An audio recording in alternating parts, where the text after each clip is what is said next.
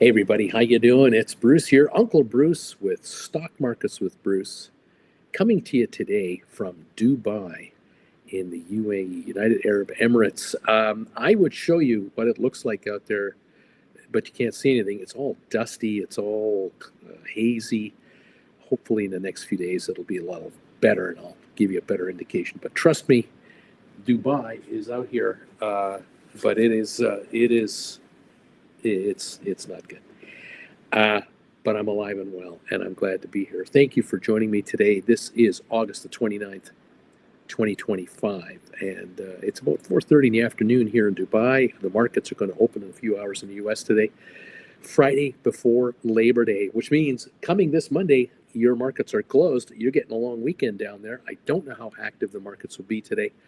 We'll find out when they open up a little later this morning. So far, the futures, just to give you a quick indication, are weaker this morning in the U.S., not by much, although the NASDAQ is off about a half a percentage point in the pre-market. I wanted to talk to you today about something that a lot of you ask yourselves from time to time. What should I do? Is a stock that I like overpriced? Is a stock that I'm thinking of buying too high a price right now? Should it be cheaper?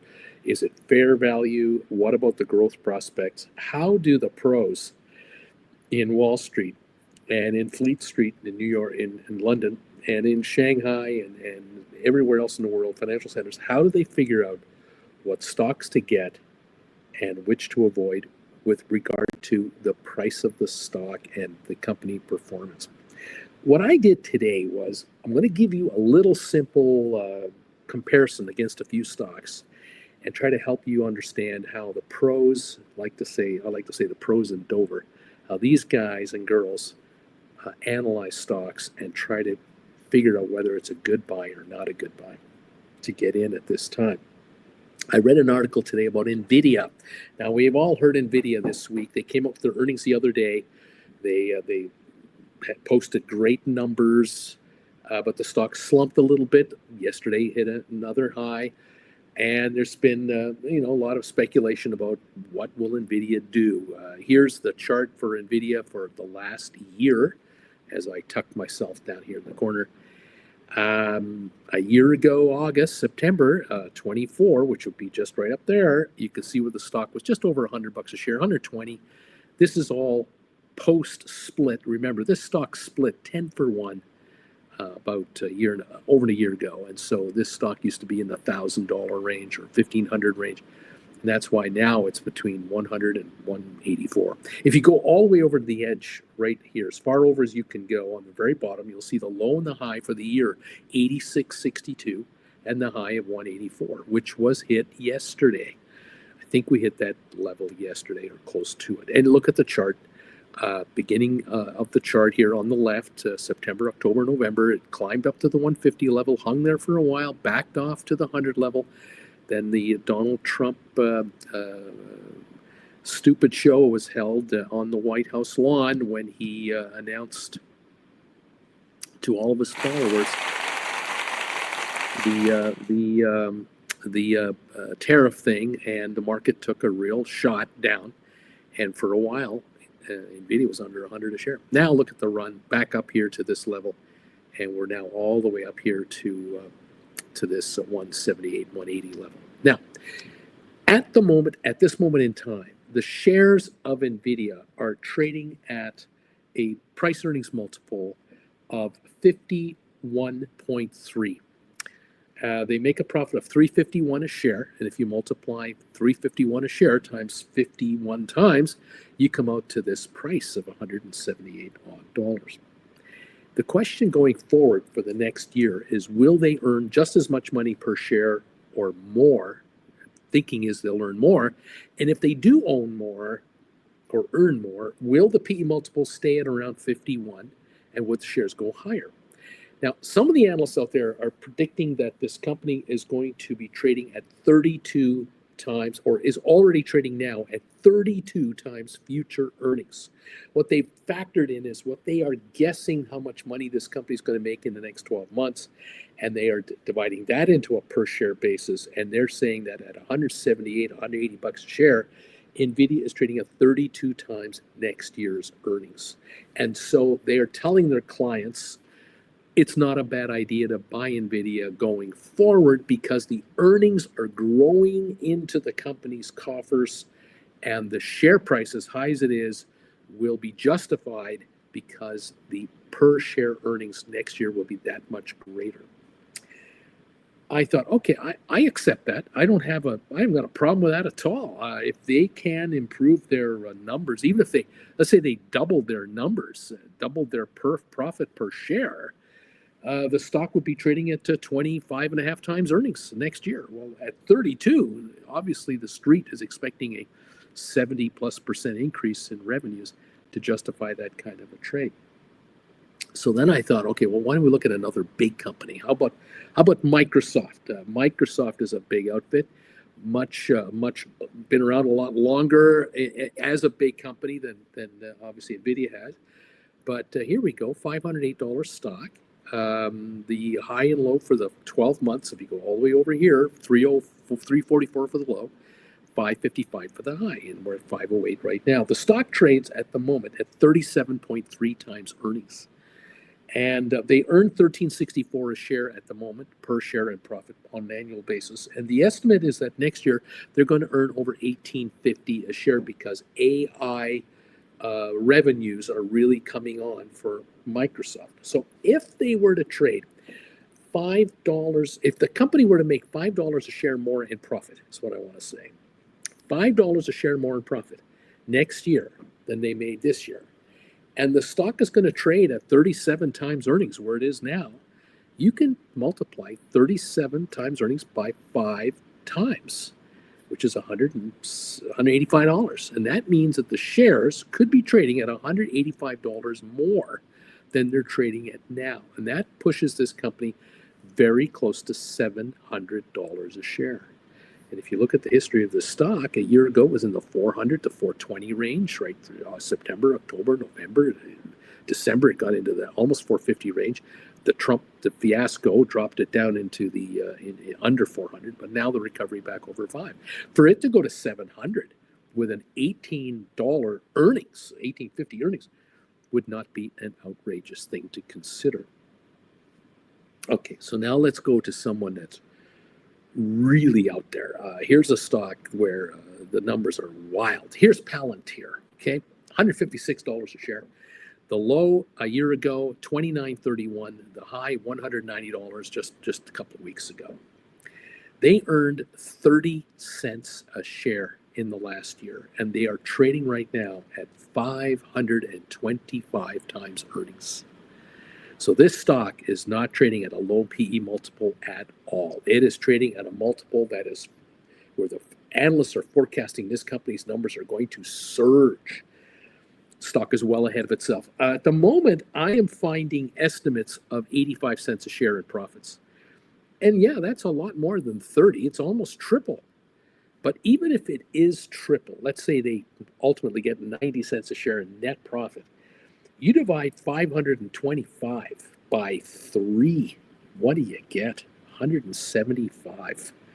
This stock is already still trading at 175 next year's earnings. Now, I can tell you that anyone who's buying this stock here, other than day traders, they're buying this stock for a long-term 5 to 10 year hold because they believe that the company is not going to go from 30 cents to 85 cents and then maybe to $1 in earnings and $1.10 in earnings. The analysts are saying, look, they earn 30, they're going to go to 85.90 now, and they're probably going to go to 2 to 250 the year after, and $4 the year after, and 6 or 7 beyond that. So that in 3 or 4 years from now, $156 a share is 20 times earnings. This stock isn't going to be anywhere near 20 times earnings. It could be 50 times earnings, which again would replicate Nvidia. If the company can make $5 a share profit and trade at 50 times earnings, it's a $250 stock. And so there's those analysts out there are saying we're prepared to pay up today for future earnings tomorrow. Fascinating. By the way, the gross earnings, the gross sales revenues of Palantir in the last 12 months, just the last statement that I saw, 2.8 billion were the gross sales, and they made 30 cents a share out of that. Now, here's a stock we all know and love, and I thought I'd compare it to our friend SoFi. Here's SoFi. It's trading at 25.80 a share, low of 675, high of 26.61. SoFi trades at 52 times earnings, except that it doesn't generate 2.8 billion in gross sales like Palantir does. This company generates 3.7 billion in sales, and that number we all know is rising dramatically. SoFi actually makes more money than Palantir does right now. I don't know if you know that, but they're trading at 52 times earnings. SoFi's earnings per share, 50 cents a share in the last 12 months. I'm estimating next year there'll be $1. And so I think the shares are trading at 26 times next year's earnings, where Palantir, even if they triple their earnings, where SoFi's going to double, Palantir triples their earnings, Palantir will still be at 175 times earnings. Whereas right now, SoFi is at 26 times next year's earnings, in my opinion.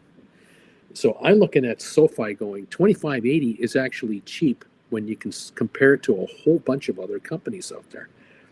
Think about this. Nvidia is trading at 51 times earnings now. They're going to be happy if it trades at 32 next year. SoFi is going to be at 26 times earnings if the stock doesn't go any higher. I think it's going to go higher. One more to talk to you about. GameStop, our old friend GameStop. Where am I on GameStop? Right here? Here I am on GameStop. Here's the chart. 1 year. Last year, the shares were in the 20 to 25 range. As you can see, September, October, November, they broke through 25, got over 30 in December and January. Then they faltered right through April, like everyone else faltered. They got down to the low 20s. Then they bounced up into the high mid 30s, and now here we are back in the 22, 21, 23 neighborhood, where we've been now for about 2 months. GameStop's earnings last year were 46 cents a share. They're trading at 49.4 times PE multiple. Well, let's call it 50 times earnings. I'm estimating that with $9 billion cash in the bank, they're going to get 4% interest on that for sure, which is $360 million. And I think they're going to make a profit of over $450 million for the year, which is $1 a share, at minimum of $1 a share, which tells me this stock is trading at 22 times earnings right now, or future earnings, 22.7 times future earnings. So both GameStop and SoFi are actually the most conservative stocks of all the stocks I've just mentioned, which include Nvidia, Microsoft, and Palantir, just to kind of put this in perspective. So would it surprise me that the two smallest companies here, SoFi and GameStop, could double their stock price again this coming year? Wouldn't surprise me in the least. Wouldn't surprise me whatsoever. And it's not because they're going to make money someday or they might be profitable someday. They're profitable now. They're pouring profits on top of profits. The thing that you have to get used to as a SoFi shareholder is that you're in the nosebleed sections right now as a shareholder of SoFi or a follower of SoFi. If you're writing cash secured puts, you keep up the good work because you are making a ton of cash. If you're a shareholder, congratulations. Your shares are up nicely. You could write call options against them, totally up to you.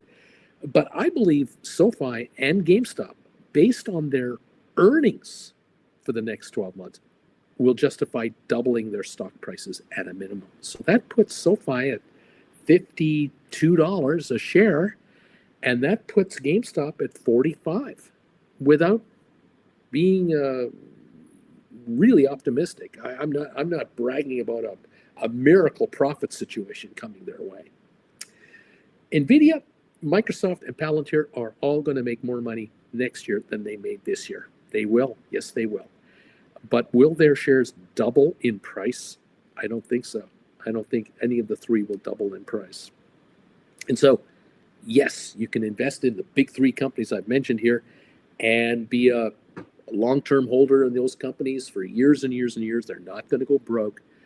They're going to grow, and congratulations on your gain. If you want to make much more money and you don't have $1 million right now, you're trying to get 50,000 to 100,000 or 300,000, you need growth stocks. And the growth stocks that I talk about SoFi and GameStop are definitely the two to go with. GameStop, because they have $9 billion in cash and they have 4,700 Bitcoins, they're flush in capital. They're flush. SoFi just raised $1.75 additional billion. Their flows are phenomenal and their growth curve is humongous, which is what people are saying about Palantir and Nvidia. But this is a growth company as opposed to Palantir, well on its way to a much larger level, and of course Nvidia, the most valuable company in the world. But there you go. There's a little background for you about what stock analysts are doing out there all the time. They do this on every stock there is, not just these five, and they constantly measure what could the company earn in the next 12 months versus what they made in the last 12 months on a per share basis. And where are the shares trading at on today's PE multiple and estimated earnings next year and estimated next year. We call these forward PE multiples is what we talk about. And right now, Nvidia is being talked up at a 32-time forward PE multiple. And I'm talking up SoFi will be a 52 PE multiple next year, just like this year, except we won't be talking about SoFi earning 50 cents a share. We're going to be talking about SoFi earning $1 a share and then likely $2 a share the year after that. That's 2027, and that puts SoFi at $100 a share. Stick around and we'll see what happens. Hope you don't mind today's little chat. Thank you again for following this YouTuber. Give us a thumbs up if you can. Subscribe to my channel, and we'll keep the information flowing your way. Right now from Dubai in the United Arab Emirates, thank you for your support of this YouTuber. And we will talk to you again next time, right here on Stock Markets with Bruce.